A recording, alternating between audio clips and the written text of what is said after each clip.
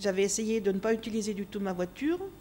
Et donc, il y avait mauvaise correspondance, par exemple, entre le 43 et puis le centre de Neuville-sur-Saône avec les autres bus, soit le 70 ou soit le 40.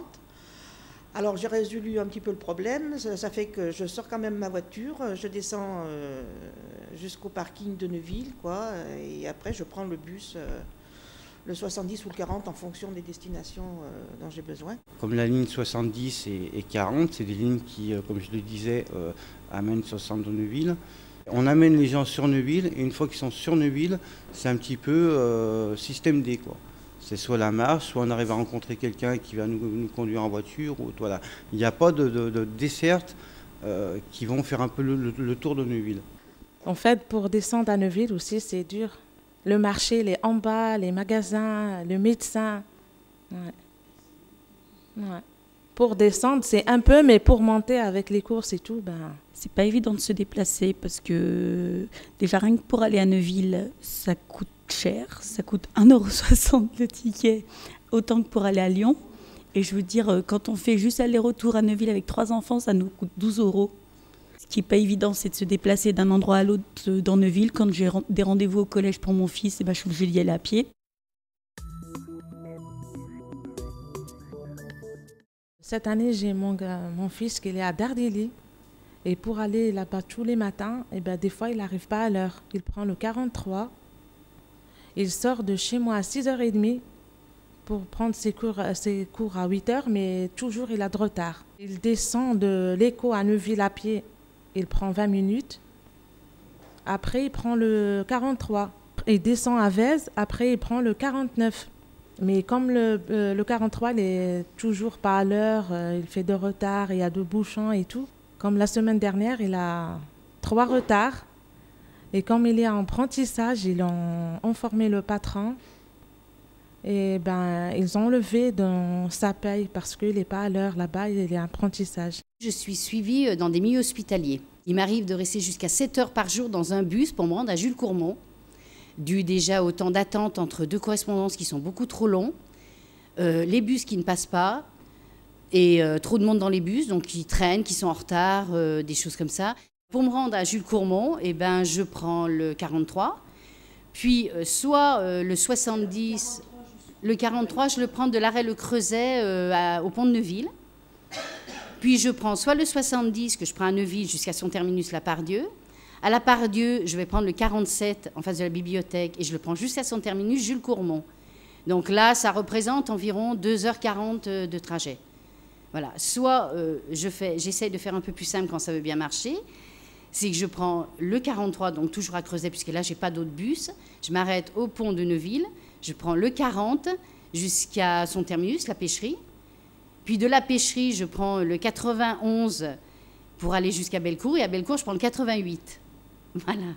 Là, le temps est à peu près le même.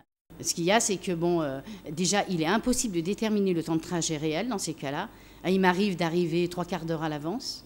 Moi, je suis obligée de traîner dans les couloirs de Jules Courmont pendant 3/4 d'heure. En plus, je suis suivie dans un service de diabétologie qui fait, c'est un service où il faut déjà plus de 6 mois pour obtenir un rendez-vous. Et si on arrive en retard, je suis désolée, on ne peut pas passer et on attend 6 mois pour avoir un nouveau rendez-vous. J'ai travaillé à des endroits comme Massieu. Bon, là, j'habite Neuville, mais j'habitais Fontaine. Et Massieu, il fallait attendre 1 heure pour avoir un bus, pour rentrer chez soi. Ou autrement, il fallait marcher de la zone de Massieu jusqu'au quai de Neuville, quoi, ce qui fait quand même une trotte. À 8h du soir, il n'y a plus de bus. Vous n'avez que le 40 qui reprend une partie de la ligne du 43, mais en dehors de ça, voilà. Donc une personne qui va travailler tard, par exemple, qui va trouver un emploi, soit en restauration, soit en service hospitalier ou autre, en dehors de la commune, va se retrouver à faire la moitié de son retour à son domicile en bus et la moitié à pied. Donc c'est vrai que même au niveau d'une personne qui serait à la recherche d'emploi, qui retrouverait un poste ou une formation, ne pourrait pas rester en place, ne pourrait pas garder son emploi ou cette formation, parce qu'il aura des difficultés de transport. Donc c'est vrai que s'il travaille 8 heures, il faut qu'il fasse 4 heures de route par jour, je pense qu'au bout d'un moment, ça lasse. De Neuville, on peut aller un petit peu partout dans Lyon. Mais quand on part de Neuville, c'est des bus qui partent à 1 ou 2 minutes près, à la même heure. Passé un temps, je travaillais et je devais aller à Saint-Germain. C'est notre patron qui a aménagé nos horaires pour être en fonction des bus, parce qu'autrement, on allait être en retard. Il n'y avait pas de bus qui passait à l'heure où on devait commencer. Et aussi les horaires qui sont souvent enlevés. Les gens, ils enlèvent les horaires, alors y a pas, et en plus, il n'y a pas les bornes pour indiquer les horaires. Alors des fois, on ne sait même pas à quelle heure il y en a un. Bon, ça va, les gens qui ont Internet, parce qu'on peut regarder sur Internet, mais ceux qui ne l'ont pas... C'est le problème des vacances scolaires. Parce que alors ça, par contre, vu qu'on nous supprime alors un nombre de bus mais considérable, je ne sais pas comment je ferai pour les vacances scolaires. Moi, j'ai eu l'occasion de travailler pendant 4 ans à Saint-Germain. Et bien, toutes les vacances scolaires, je payais tous les jours 10 € de taxi, alors que j'étais en CES, que j'avais un salaire de 500 €. Donc ça veut dire que l'été, je payais 200 € de taxi tous les mois, parce qu'il y a un bus à 12h55 à Pain-Béni, à l'arrêt Pain-Béni, et celui d'après, il doit être à 18h. Et moi, je terminais à 14h15. À la gare, il y a une gare, mais c'est pareil, il n'y avait plus de train, il était supprimé pendant les vacances scolaires, ce qui fait que tout le long, j'ai payé le taxi. J'ai été aux ACD, j'ai été aux services sociaux, personne n'a voulu m'aider, personne. Voilà. Et ça, donc, je ne voudrais pas que ça se reproduise, et malheureusement, avec toutes les lignes, c'est un peu le problème des vacances scolaires.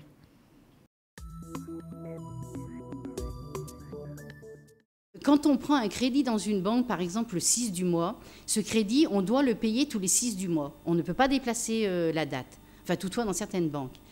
Alors je pensais que ce système dans les abonnements TCL pourrait être intéressant pour les gens qui ont peu d'argent et qui ne sont pas toujours payés le 29 ou le 1er. Comme ça, moi je prendrais mon abonnement de 6 et je le renouvellerais tous les 6 du mois, ce qui m'éviterait de rouler en fraude éventuellement entre le 1er et le 6. Bon, ça c'est une idée comme une autre. Autrement, les moins de 65 ans se plaignent souvent de ne pas avoir de réduction alors qu'ils ne sont pas imposables. Et puis, vous nous avez mis où le ticket à 2 €. Parce que alors maintenant, carrément, on n'a plus le ticket, je veux dire, à 2 heures. Bon, alors ça, déjà qu'une heure, c'est très court. On avait au moins ce ticket, on ne l'a plus. Enfin, je ne le vois plus. Apparemment, il n'y est plus dans les bus. C'est d'avoir ni d'argent sur moi et ni de ticket, quoi. Et s'ils auraient une borne pour prendre un ticket, soit pour passer à la carte bleue, soit pour mettre des pièces, quoi. Parce que il y a des endroits comme ça qui sont un peu isolés et on n'a rien, on n'a pas de banque et on n'a pas de... Si on a oublié... à Lyon, vers les métros, il y a des bornes où c'est qu'on peut prendre des tickets, soit à la carte bleue, soit avec de la monnaie. Et ici, c'est bizarre qu'ils ne l'ont pas fait parce qu'il y a des endroits où il n'y a pas de banque, où il n'y a rien, où il faut descendre jusqu'à Neuville pour aller à la banque. Ça fait 2 fois que je trouve un emploi qui est dans ma spécialité, vraiment le poste qui aurait pu me convenir et que je n'ai pas pu prendre parce qu'il n'y a pas de bus pour y aller. Il y a même avec le train, d'ailleurs, je ne pouvais même pas m'y rendre. Soit parce que c'était dans l'essence de l'Ain et il n'y a rien, soit je devais aller jusqu'à Lantilly, voir l'Arbrel. Là, ça représentait à peu près 3h30 de trajet tous les matins. Le problème, c'est que le bus commençant qu'à 5h du matin, j'en avais même pas déjà pour partir de chez moi. À 60 ans, je vais atteindre la retraite et je n'aurai toujours pas de travail. S'il commence à devenir très pénible pour moi. Je regrette, j'ai un métier qui me plaît, je ne peux pas l'exercer en grande partie à cause des transports en commun. Passé un temps, je travaillais à l'Éco. Aussi, pareil, il fallait y aller à pied de bon matin. J'ai travaillé à des endroits comme Massieu. Bon, là, j'habite Neuville, mais j'habitais Fontaine. Et Massieu, il fallait attendre 1 heure pour avoir un bus, pour rentrer chez soi. Ou autrement, il fallait marcher de la zone de Massieu jusqu'au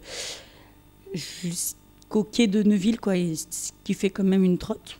Je prenais le 184 de la zone de Massieu jusqu'au quai de Neuville. Et après, je prenais le 70 ou le 40 pour rentrer chez moi. Mais justement, il fallait attendre 1 heure. Autrement, on se tapait l'heure de marche, quoi. Dans cette zone, il y a quand même des usines, quoi. Voilà, il y a des gens qui travaillent à Bricoman, il y a des magasins. Et puis, il y a des usines. Alors, je pense qu'il y a quand même beaucoup de gens qui travaillent. Je suis allée à Pôle emploi de Neuville il y a quelques temps. Bien sûr, pas de 43 le matin, donc je suis arrivée en retard. Quand je me suis présentée à Pôle emploi, je me suis excusée. Je leur ai dit, j'ai pas eu de 43. Ils m'ont répondu, on a l'habitude. Une autre anecdote qui m'est arrivée, mais il y a longtemps en arrière. À cette époque-là, j'étais au Pôle emploi de Trévoux. Ils m'avaient convoqué le 4. Je touche mon RMI à l'époque-là le 5. J'ai téléphoné à Pôle emploi de Trévoux en leur demandant s'ils pouvaient me reculer pour éviter que je prenne le bus en fraude. Et bien voilà ce que la personne m'a répondu. Elle m'a dit, c'est où vous prenez le bus en fraude ou je vous radie de la NPE. Donc j'ai pris le bus en fraude ce jour-là. Je n'ai pas eu le choix. Bon, il y a beaucoup d'entreprises qui fournissent un véhicule de service, de fonction.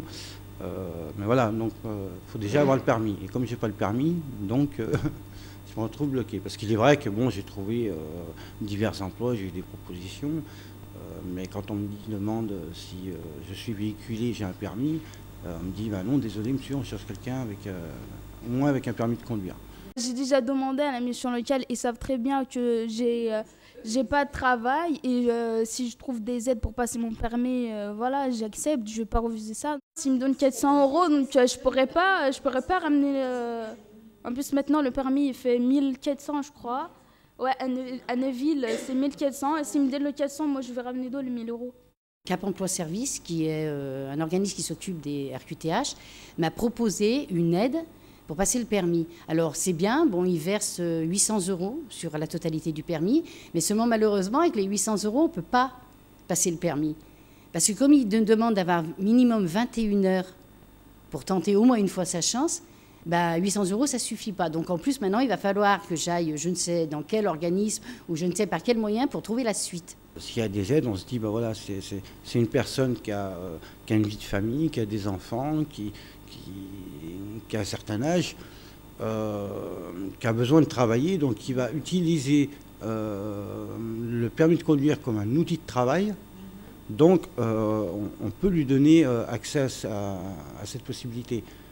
Mais je sais très bien qu'il y a des jeunes qui ont 18-19 ans, qui sont en difficulté aussi, hein, bien sûr, mais on va plus leur faciliter la tâche à obtenir, par exemple, un permis de conduire.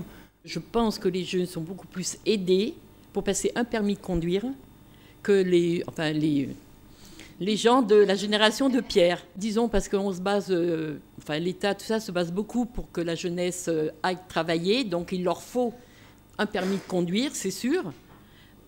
Pas toujours pour faire les andouilles, comme tu dis, Pierre, hein, mais il leur faut un permis de conduire s'ils veulent même aller à l'école.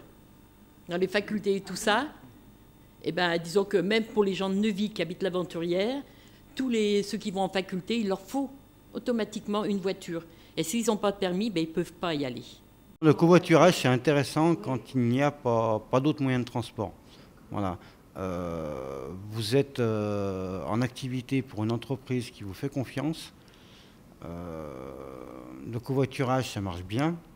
Mais si un jour, la personne qui vous emmène tombe malade, ou sa grand-mère décède, ou ci ou ça, ou il n'a pas envie de travailler, ou il s'est engueulé avec ses enfants ou sa bonne femme, vous allez rater votre boulot parce que vous allez arriver en retard, parce que bon, il y aura toujours une solution de bus. Votre patron il va vous dire, oui, mais l'autre fois, tu es arrivé en retard, l'autre fois, tu n'es pas venu, là encore, tu me prends pour un imbécile, moi, je compte sur toi, et finalement, non, on ne peut pas compter dessus. Donc vous perdez votre boulot. Si vous avez un véhicule, vous proposez le covoiturage, vous tombez malade ou quoi que ce soit, la personne que vous amenez risque d'avoir des problèmes avec son employeur. Donc en fait c'est bien, mais voilà, c'est pas fiable à 100%. Mais moi j'expose le même problème que Pierre, non. Pour les mêmes raisons. Ouais. Oui, parce que chacun de nous a ses problèmes, a sa vie, a son rythme.